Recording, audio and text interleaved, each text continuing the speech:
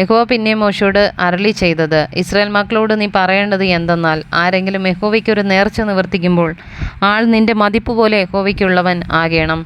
20 വയസ്സ് മുതൽ 60 വയസ്സ് വരെയുള്ള ആണിന് വിശുദ്ധ മന്ദിരത്തിലെ തൂക്കപ്രകാരം നിന്റെ മതിപ്പ് 50 ഷെക്കൽ വെള്ളിയായിരിക്കണം. പെണ്ണായിരുന്നാൽ നിന്റെ മതിപ്പ് 30 ഷെക്കേലായിരിക്കണം.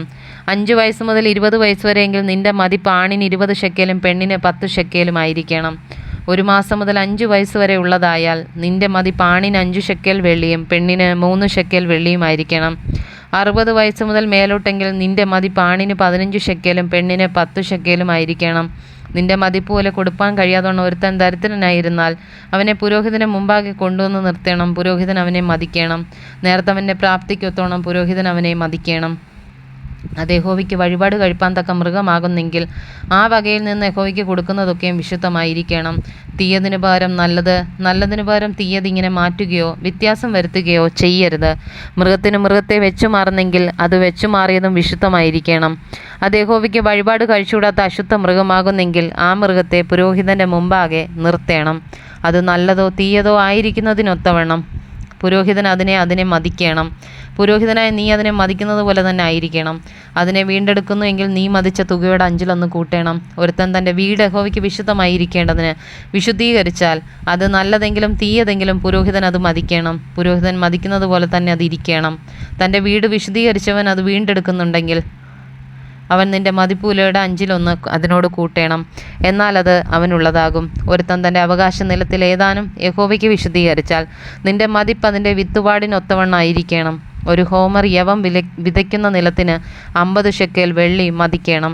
യോബേൽ സംവത്സരം മുതൽ അവൻ തൻ്റെ നിലം വിശുദ്ധീകരിച്ചാൽ അത് നിന്റെ മതിപ്പ് പോലെ ഇരിക്കണം. യോബേൽ സംവത്സരത്തിൻ്റെ ശേഷം അവൻ അതിനെ വിശുദ്ധീകരിച്ചാലോ യോബേൽ സംവത്സരം വരെ ശേഷിക്കുന്ന സംവത്സരങ്ങൾക്ക് ഒത്തവണ്ണം പുരോഹിതൻ അതിൻ്റെ വില കണക്കാക്കണം. അത് നിന്റെ മതിപ്പിൽ നിന്ന് കുറയ്ക്കണം. നിലം വിശുദ്ധീകരിച്ചവൻ അത് വീണ്ടെടുക്കുന്നില്ലെങ്കിൽ അവൻ നിന്റെ മതിപ്പ് വിലയുടെ 5 അതിനോട് കൂട്ടണം. എന്നാൽ അത് അവന് സ്ഥിരമായിരിക്കും. അവൻ നിലം വീണ്ടെടുക്കാതെ മറ്റൊരുത്തന് വിറ്റാലോ പിന്നെ അത് വീണ്ടെടുത്തുകൂടാ. ആ നിലം യോബേൽ സംവത്സരത്തിൽ ഒഴിഞ്ഞു കൊടുക്കുമ്പോൾ ശപഥാർപ്പിത ഭൂമി പോലെ യഹോവയ്ക്ക് വിശുദ്ധമായിരിക്കണം. അതിൻ്റെ അനുഭവം പുരോഹിതന് ഇരിക്കണം. തൻ്റെ അവകാശ നിലങ്ങളിൽ ഉൾപ്പെടാതെ സ്വയാർജിതമായിട്ടുള്ള ഒരു നിലം ഒരുത്തൻ യഹോവയ്ക്ക് ശുദ്ധീകരിച്ചാൽ പുരോഹിതൻ യോബേൽ സംവത്സരം വരെ മതിപ്പ് വില കണക്കാക്കണം. നിന്റെ മതിപ്പ് വില അവൻ അന്ന് തന്നെ യഹോവയ്ക്ക് വിശുദ്ധമായി കൊടുക്കണം.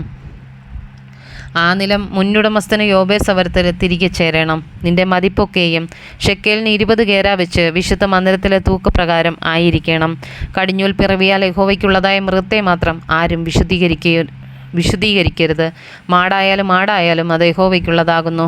അത് അശുദ്ധ മൃഗമാകുന്നു എങ്കിൽ മതിപ്പ് വിലയും അതിൻ്റെ 5 കൂടെ കൊടുത്ത് അതിനെ വീണ്ടെടുക്കണം.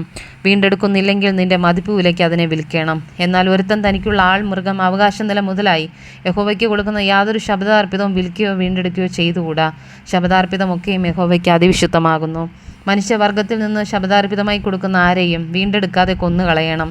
നിലത്തിലെ വിത്തിലും വൃക്ഷത്തിൻ്റെ ഫലത്തിലും ദേശത്തിലെ ദശാംശമൊക്കെയും യഹോവയ്ക്കുള്ളതാകുന്നു. അത് യഹോവയ്ക്ക് വിശുദ്ധം. ആരെങ്കിലും തൻ്റെ ദശാംശത്തിൽ ഏതാനും വീണ്ടെടുക്കുന്നുവെങ്കിൽ അതിനോട് 5 കൂടെ ചേർത്ത് കൊള്ളണം. മാടാകട്ടെ ആടാകട്ടെ കോലിൻകീഴെ കടന്നു പോകുന്ന എല്ലാറ്റിലും 10 യഹോവയ്ക്ക് വിശുദ്ധമായിരിക്കണം. അത് നല്ലതോ തീയതോ എന്ന് ശോധന ചെയ്യരുത്. വെച്ചുമാറുകയും അരുത്. വെച്ചുമാറുന്നെങ്കിൽ അത് വെച്ചുമാറിയതും വിശുദ്ധവുമായിരിക്കണം. അവയെ വീണ്ടെടുത്തുകൂടാ. ഇസ്രായേൽ മക്കൾക്ക് വേണ്ടി യഹോവ സീനായി പർവ്വതത്തിൽ വെച്ച് മോശയോട് കൽപ്പിച്ച കൽപ്പനകൾ ഇവ തന്നെ.